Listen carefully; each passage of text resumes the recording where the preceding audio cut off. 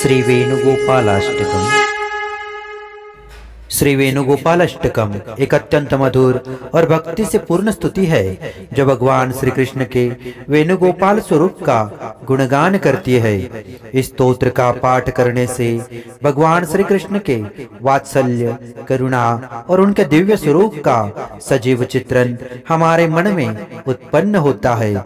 यह स्तोत्र भक्तों को श्री कृष्ण के चरणों में श्रद्धा और प्रेम के साथ समर्पित होने की प्रेरणा देता है।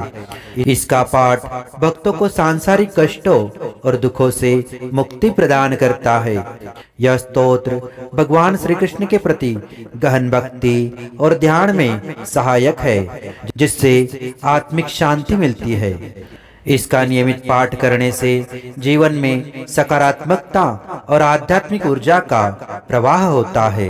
भगवान वेणुगोपाल की कृपा से साधक को धन, वैभव और सुख शांति प्राप्त होती है। यह स्तोत्र भक्त के हृदय में भगवान श्री कृष्ण के प्रति गहरी श्रद्धा और प्रेम को जागृत करता है। श्री वेणुगोपालाष्टक के प्रत्येक श्लोक में भगवान श्री कृष्ण की दिव्य लीलाओं, सुंदर स्वरूप और उनकी अनंत कृपा का वर्णन किया गया है। यह स्तुति भक्तों के जीवन को आनंदमय और कृपालु बनाती है। इसे नित्य श्रद्धा पूर्वक गाने से भगवान श्री कृष्ण की असीम कृपा प्राप्त होती है।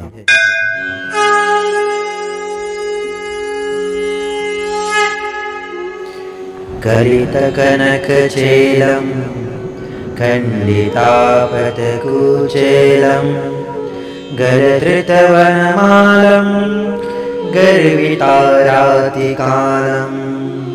कलिमलहर्षीलं कान्तियुतेन्द्रनीलं विनमदवनशीलं वेणुगोपालमीडे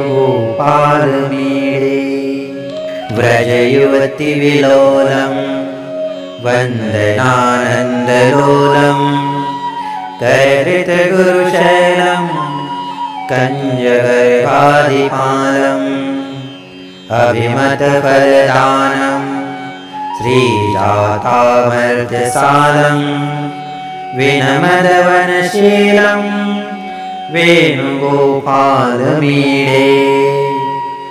घनतरकरुणा श्रीकल्पवल्यालवालं कलशजलधिकन्या मोदकश्रीकपोलं क्लुषितविनतलोका आनन्ददुष्कर्मतूलं विनमदवनशीलं वेणुगोपालमीडे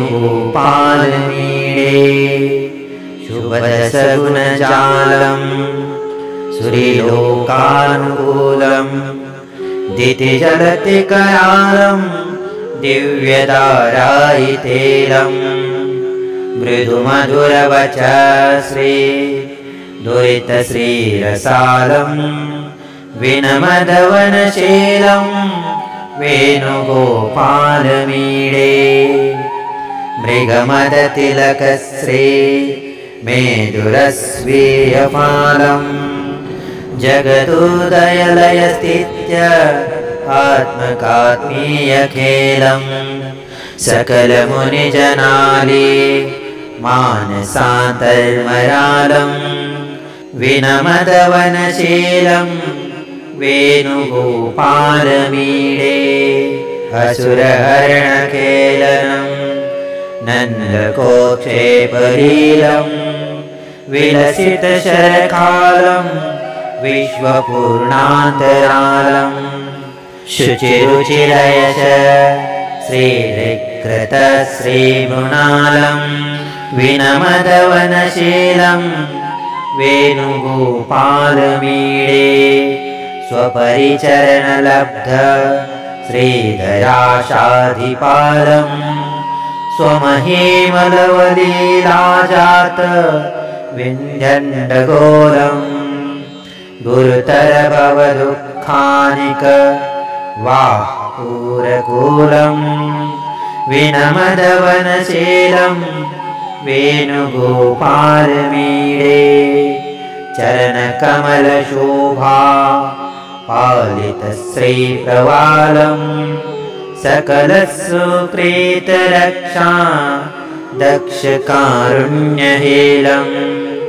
रुचिविजिततमालं रुक्मिणी पुण्यमूलं विनमदवनशीलं वेणुगोपालमीडे श्रीवेणुगोपालकृपालबालां श्रीरुक्मिणीलोलसुवर्णचेलां कृतिं मम त्वं कृपया गृहीत्वा सञ्जं यथा मां कुरु दुःखदुरम्। इति श्रीवेणुगोपालाष्टकम्।